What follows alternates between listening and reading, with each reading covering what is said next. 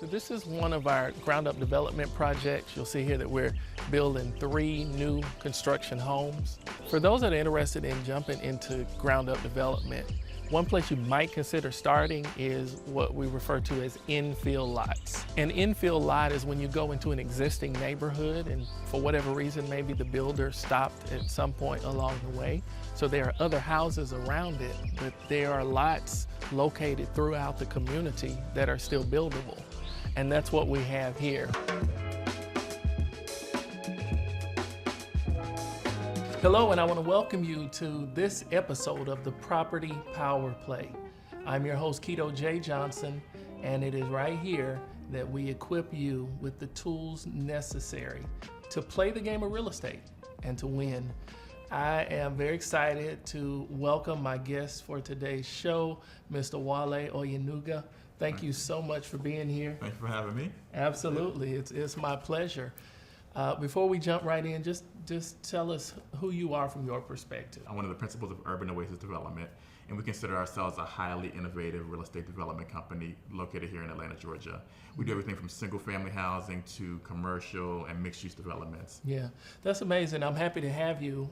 So how'd you get into ground up? Why the development? I often say there's 100 different ways to invest in real estate. So ground up development, it really kind of came as an evolution in a sense, right? We started off with single family rehabs. And then when we got into houses, because a lot of houses in Atlanta are really in bad shape, so we started gutting the houses out all the way to the studs. Yep. And then from there, we wanted to find our own like market niche. So we found houses that were actually kind of in worse condition so we can compete in the marketplace. And so we're doing second story additions. And from there, honestly, we wanted to be able to scale, and the only way to really scale like effectively and the way we wanted to was actually to start buying land and then developing the land and building new construction from there.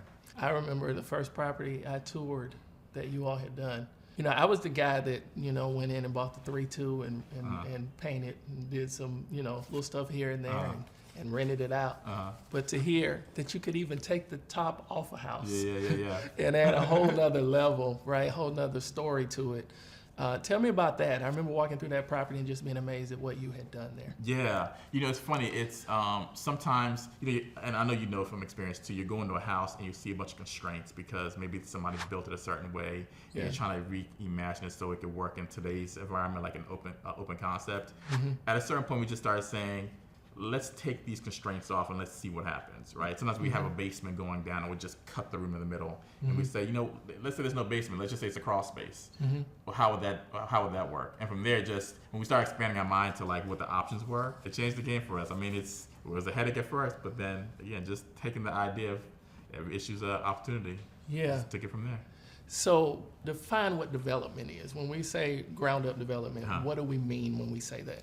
It has lots of different connotations. So some people take development as I take a raw piece of land and I subdivide it or get it entitled. And once I entitle it, rezone so I can build something else on there. And then that's just development. And you can sell that land to somebody else.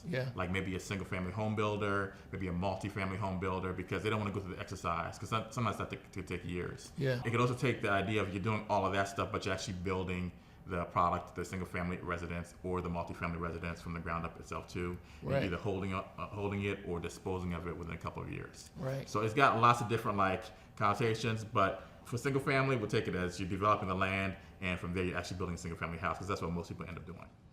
For those that are interested in jumping into ground-up development, one place you might consider starting is what we refer to as infill lots. An infill lot is when you go into an existing neighborhood and for whatever reason, maybe the builder stopped at some point along the way. So there are other houses around it, but there are lots located throughout the community that are still buildable. When you do something like that, it's important to be very, very careful that you match the aesthetics of the community. Because people don't realize that even though you're buying a piece of land and you feel like you own it, you're still part of a community and a neighborhood, and they have a lot of say into what's going to happen. And there's usually plans in advance where the city has already dictated what they want to see in those areas. So when you go in there and you're not going by that exact plan or doing something different, guess what? You have to talk to the community, you have to talk to the city and figure out, hey, does my new plan match what you guys want in this neighborhood, because again, I'm part of a whole. I want to make sure that our audience is clear that when you make the jump or decide to pursue this type of path, right, for the development, you could spend several $1,000s. Oh yeah, just to realize that the lot is not buildable at all. Or yeah. You're not going to buy the lot. That's exactly the case. Yeah. Like, so you put all this money down. If you have a due diligence period, if you go past the due diligence period, now your money's hard, and you put this money towards it, and then you want to be. Tell us what it means to say your money's hard. Oh, I'm sorry. So your money's hard. So when you go into contract, let's say I'm buying the lot from you. Yeah. You're gonna tell. Normally, I'm gonna ask for like in a regular house, it's like 7 days due diligence or 10 days due diligence, right? Right. So on due diligence, the time to inspect the property, and once I find whatever for whatever reason, including the results of the inspection, I can back out of the contract and get my earnest money back, right? In land, sometimes people, when they make the jump, they don't realize how long it takes to get things. So like for the past couple of years, surveys have been backed up, 6 weeks to 3 months, right? So you may come in saying I'll do it in 21 days or even 2 months, not realizing the survey is not going to get back to you within 3 months, and your money's going to go hard now, because after that 2-month period, now that whatever deposit I gave you, that $5,000 for this land, is now yours if I back out or not. Right. So when it goes hard, that's the thing you have to watch out for, and just kind of lining those things up that way. Right. So what has that process been like, right? We partnered on the deal, you did your due diligence, right? You decided that we want to move forward. Tell me what that process has looked like. So long journey, longer than we would have liked to have gone through, just because the city was having some time during COVID getting permits through. So the first part was getting an architect on board, and we got a nice, like a great award-winning architect here in Atlanta to design this mid-century modern house. So I worked with him, got that prototype done, submitted to the city. They go through their process of analyzing, making sure that everything fits, the zoning's right, the house is structurally sound. Then we go ahead and price it out, do pro forma. And I say pro forma is like your financial metrics of making sure that I put all my expenses here. At the end of the day, I've got this profit margin here that makes sense. And then we start breaking ground, foundation, framing, roofing, and then once the house is dried in, then we start putting the mechanicals in. And then usually after those first group of inspections, which are the hardest because those are the most life safety type of inspections, then it's actually a lot more smooth sailing until you finish the house. Yeah. So yeah, that's where we're at right now. One of the most important things to consider when you are beginning the project, like you've gone through your due diligence and now you're ready to build, once you're coming out of the ground with the project, you have to consider your weather patterns, the temperatures in the area. All of that is very important, and the reason it is because the first several phases of construction is important. When you pour the concrete, it's going to take a little time for that concrete to season, to cure, before you can start building up on it. Once you start building up on it, you want to pray and hope that you aren't building in a rainy season, because the goal is to get the project dried in as soon as possible. Dried in means you've got your walls up, you've got your windows in, you've got your doors in, the roof is on, and everything is secure inside. So regardless of what happens with the weather on the outside, the project is safe and secure on the inside. If someone wants to get involved in ground up development, what team members would you say are essential? Like who do I need on my team? Realtors will be first, but really focus on realtors who can find lots, because not every realtor finds lots and everything's not listed on MLS. The surveyors that can get you a realistic time frame of getting your surveys back. Architects who can analyze a site. Again, a realtor who can know the market with this on the back end, so you know what you're designing towards, because the architect will only kind of design what you ask them to design. They can design the whole world, but they're not going to tell you exactly what you need to build on that site. You have to figure that out and tell that to the architect.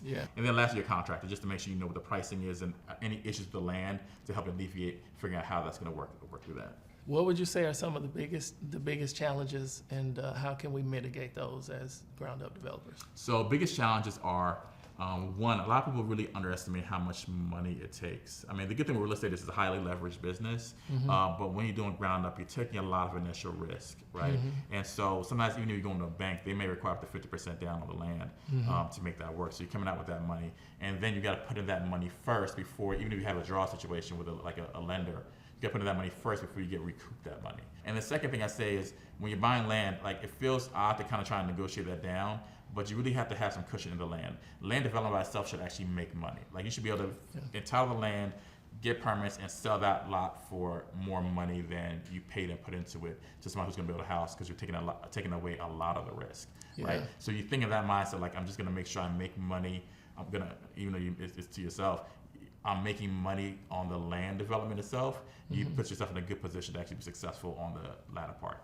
Any closing words, closing remarks, something you want to say to the new developer? To the new developer, like I said earlier, just watch your cost. Yeah. I'd say find great partners as well too. You can't do everything yourself. You're not going to be an expert at everything. My first partnership in building was partnering with a contractor, and we became business partners and worked. And I learned the contracting side from him. There would have been so many mistakes I would have made. And funny enough, in building, it seems easy because you just throw off sticks and bricks. But it's somebody's living there. If that house falls down, that's a lot of risk that you don't want to have when you're ahead. Well, not only do I want to thank you for being here and a part of this conversation, but I want to thank you for the work that you and your partner that you do in the community. I've been in meetings with you. I've seen you all speak at NPUs, neighborhood planning units in the city. Your goal, not just to, again, as I said earlier, build a house and move on, but to empower the community that you're working in and to educate the community. You represent us well, and I want to thank you for it. No, thank you, Kito. I appreciate that, man. Appreciate that. Absolutely. Well, you have been watching the Property Power Play with your host, Kito J. Johnson. I'm delighted that you've been here for this episode. It is right here that we empower you with the tools necessary to play the game of real estate and to win. We'll see you in the next episode.